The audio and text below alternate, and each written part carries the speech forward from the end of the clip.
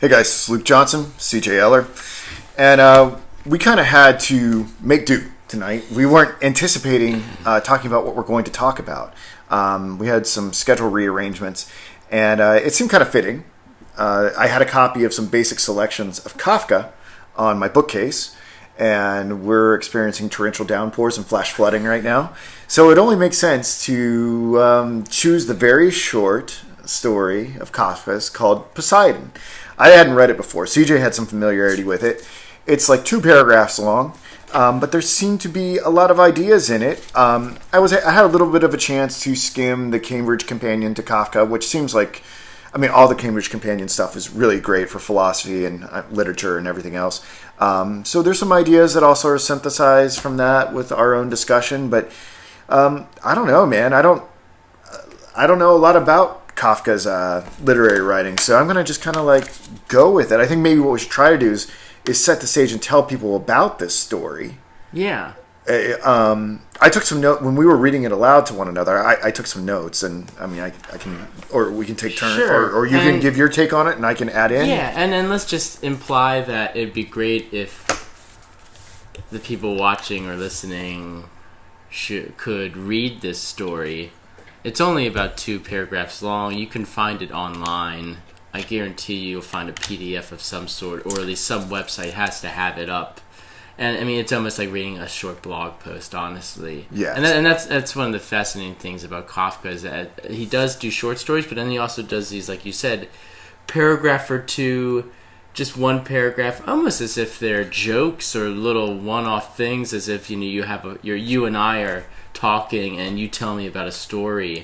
And a lot of the times, if you're telling a story, it's only about like a paragraph long. It's almost as if Kafka could read this out loud to people, and he did, and he's known to have done that, to have these parties where he just reads these stories out loud and laughs with his friends about this stuff. So. Yeah, by the time, seriously, someone could have read it by the time that we described it. Yeah. Maybe it's not even right to call it a short story. This may fall underneath the category of flash fiction or something like that. Or it's somewhere between an aphorism and a short story. It proceeds very quickly. Sure, but let's give a brief overview. Would you like to? Yeah, I'll give it a try.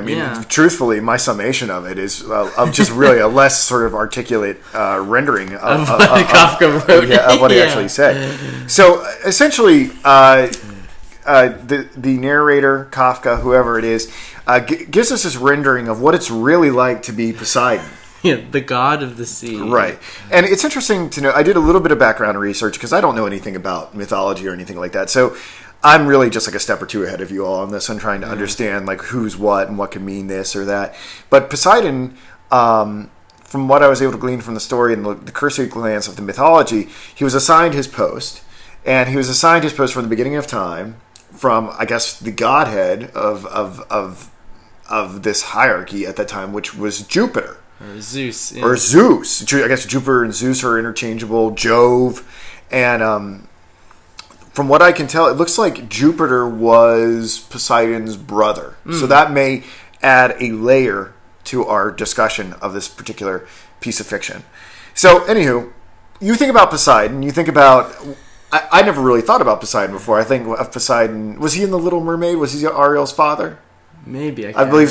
I think of Poseidon. I think of that. Yeah, I think of this titan of the sea who has a trident.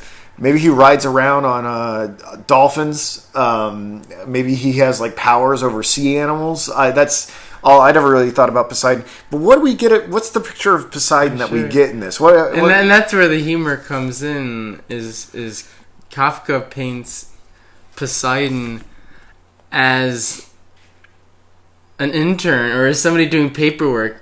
Poseidon isn't ruling over the sea a la Little Mermaid or as a godhead. He is in the trenches. It almost seems as if he's in the office doing paperwork. That's what he's doing. Well, he is more than an intern. I know. I'm just saying he's just doing the administrative work because he is the god of the sea. Yeah, but we can't forget that the god of the sea is like a very important role. In fact, like Kafka talks about how he has helpers, but then like ultimately he dispenses with the helpers because he's like, F this, like I can actually do it better myself because I am Poseidon. I am, after all, the freaking god of the sea. But what we learn in the story is that being the god of the sea is actually a very bureaucratic task. It's not unlike selling insurance. And I think you told me that that Kafka was an insurance salesman at some point in his life. Is that true? Yeah. So maybe he was projecting a little bit onto this character of Poseidon. But, you know, and Poseidon does not like his bureaucratic sea desk job. The narrator gives us this idea that Poseidon could contemplate other alternatives. What are those other alternatives? Oh, sure. I mean, he could be just in the sea, just riding like at the end of the world. I think was it. Well, we'll get to that. Maybe, but I can't remember. What were some of the things he wanted? Well, to do? he could. He sort of longs for the fact, like that, to fulfill this image or this perception that other people have of him, right? That's another thing. Like that he could just ride around on dolphins and tour his grand dominion. But he's like, well, maybe if I took a lesser role, you know, what if I presided over a smaller sea or something like that? And he can't do it. Why can't he go? Because he's the god of the sea, and he can't, and that's his role. So he feels like he can't take anything less than the job that he has at hand. And I think that's where the bind comes in. He's entitled, right? He's like he's from the day of his existence, he's been a ruler over other things. He can't take a lesser job. Furthermore, if he were to take a lesser job, like let's just say he was ruler of the Caspian Sea and not all the bodies of water or whatever, like it'd still be just as bureaucratic. He's like, well, why don't I just be an executive and have like the most bureaucratic power? And it's particularly interesting to note too that Kafka gives us another role, or at least that there is Poseidon, but then there's also the administration of all the waters, who are giving him this endless work. So it's not Poseidon at the top, it's also this administration, like you said, this bureaucracy on top. Even if he is the god head of the sea, there are still all these little people above him lording over him, like you said. Even if he was in the Caspian Sea or the Mediterranean, he would still be having to he would still be having to call up to somebody, right? Or maybe he's saying that like that would actually be worse in some respect, because he would have to answer to more people. And I think, you know, Kafka wants us to possibly consider that as a life alternative when we start to think about, okay, if we hate our jobs, what are the other things that we can do? Well, we can just shift it, but it's just going to be more of the same, perhaps. Like even if it's less responsibility, it's just going to be kind of the same Philistine day in out motion. So I guess we're learning from Kafka that maybe that's not a viable alternative. One of the other alternatives that Poseidon considers is doing something outside of the sea entirely, right? Like just like, well, maybe I'll do something terrestrial, or meaning like dry land, you know? And he can't do that either, right? He's like, the sea's all I know. Like, he's like, I'm totally unfit for that, right? So he doesn't really have like a path for realization. Sure, and even he finds like, okay, maybe if I get a little rest, if I maybe like go, and maybe this is what you're referring to, like maybe I'll just go to Jupiter, I'll go to my brother and see how he's doing. But then he always seems to be upset, or like he gets in fits of rage from even just seeing his brother, and then he comes back and he's just angry. Why might be he angry? He said, he's just like the only real respite that he has is to go visit Jupiter. Yeah, it sounds like a vacation. How anybody would have a vacation family. And that was the thing. You know, is like, you know, when I was looking up the Greek mythology or whatever, why might he come back in a rage? Sure, I mean, it's what you were talking about earlier, that maybe there's some resentment that Jupiter gave him this role as the arbiter over the sea, and that because he is that, he has this pressure that is upon him and he can't get out of it. It's this catch-22, or damned if you do, damned if you don't sort of thing,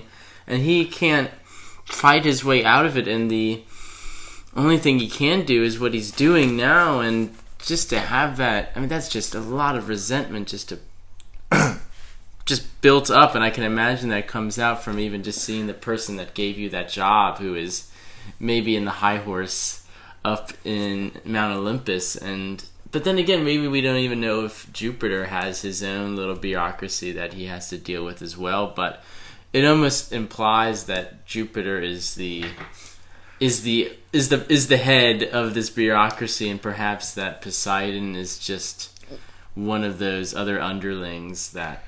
It seems like no matter where your station is, because Jupiter, there's a reference to how Jupiter has to call all the gods up to Mount Olympus. So like even if you're Jupiter, Jove, or whatever else, like you still got all these administrative tasks. It kind of sucks to be a god. So like he's the manager of all the gods. Like, oh god, he's head god. Oh, all right, gods, let's all get together here. I've been going. It's time to do your review. I don't like this any more than you do. Yeah. And what's funny about all this, if I can recall my train of thought. What's interesting about this, and I think we should dwell on the catch-22 of this, is that to be a god. Right, like Poseidon couldn't have gotten this job, and this is where I'm citing the Cambridge Companion a little bit here, if I can articulate this idea correctly. It's like, well, you get to be this magnificent sort of entity, right? But then, like that magnificent entity, being that magnificent entity, like means that you have to do this soul-crushing work, and like you do this soul-crushing work because you're this magnificent entity. You can't have really one without the other. And it doesn't. And what's more paradoxical still is like if you opt for some sort of lower form of existence, you don't get out of this cyclical paradox in any form of way. Like you're just sort of trapped in it. And I guess the question is, I don't know enough about Kafka. I can't really say. It seems like the Olympian gods have less options than we as human beings do. And maybe there's something not to envy about the gods.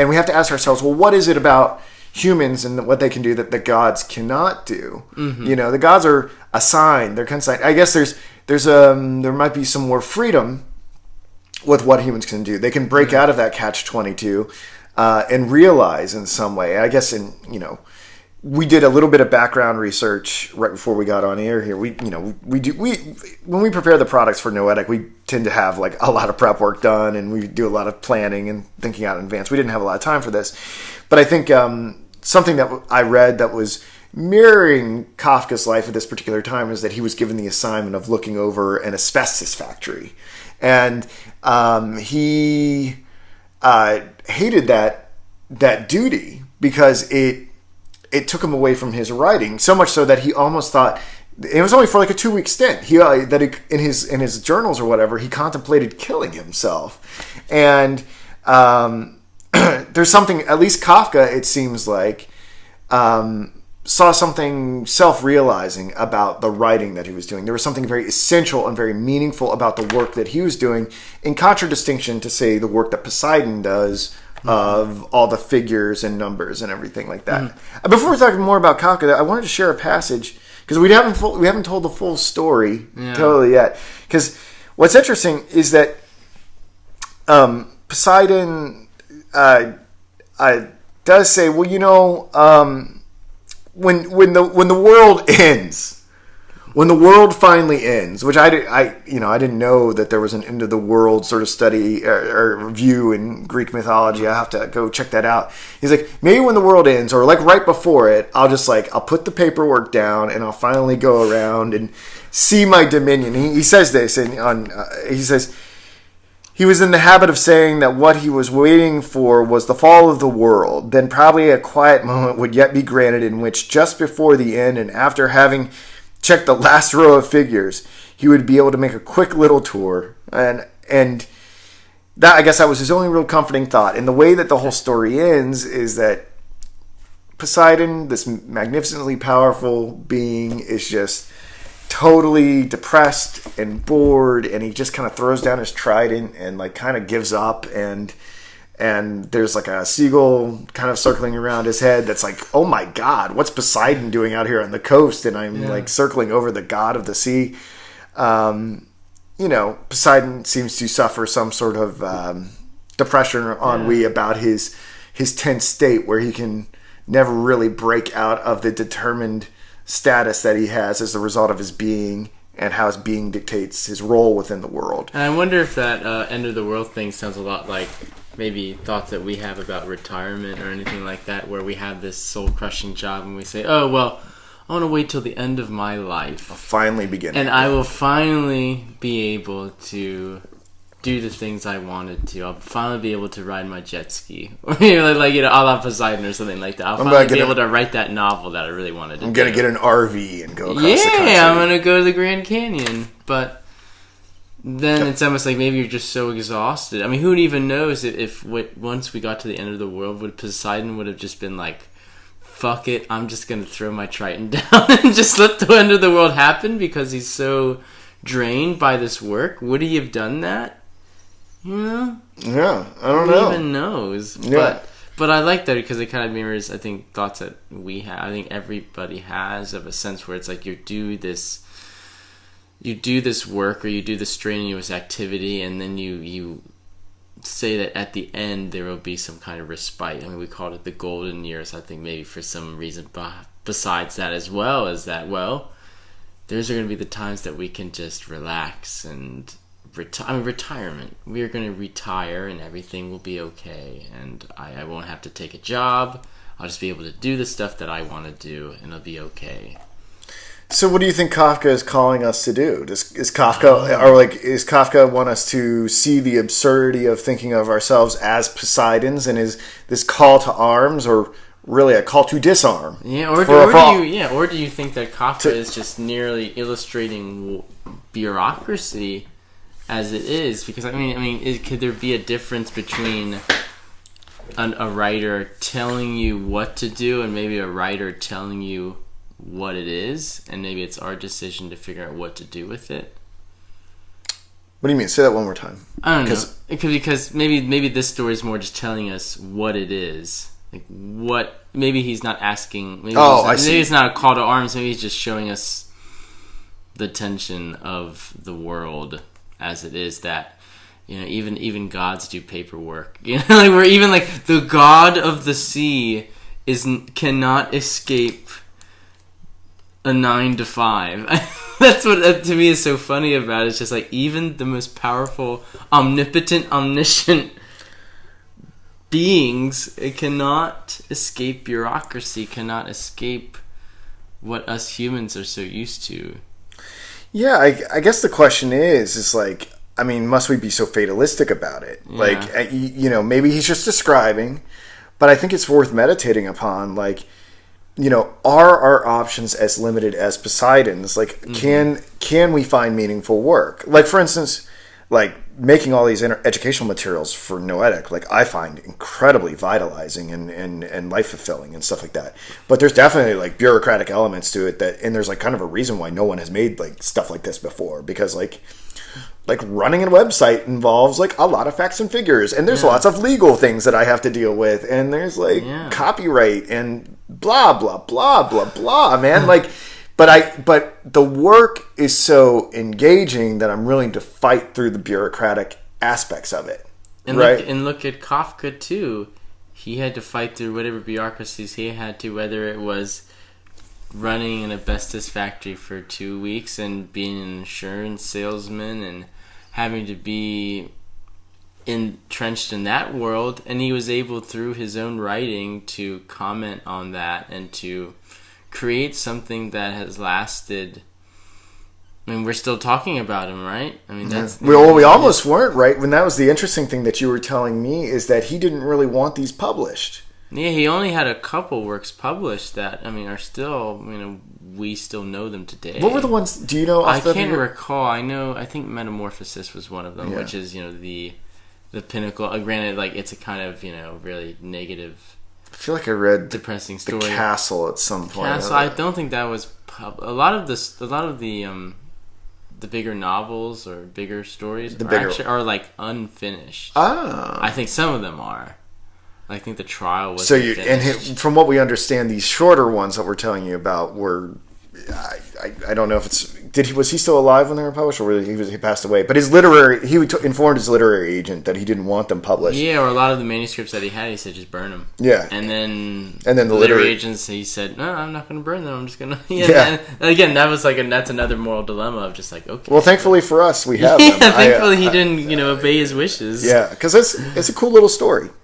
Yeah, I don't know. Is there anything else you want to say about it? I mean, I think we kind of gave some analysis. Yeah, and I think the big thing about it too is that maybe this story is a example of what not to do, or of like a defeated sort of thing. Because I don't know if we use it like Kafka as an example again, that maybe he went through his own bureaucracy in his life, like he had to work a job he didn't like. But on the side, he was able to write these stories, and granted, they gave him life through these, this terrible times of working and having to deal with bureaucracy, and that maybe Poseidon is an example of somebody that has that potential to be something.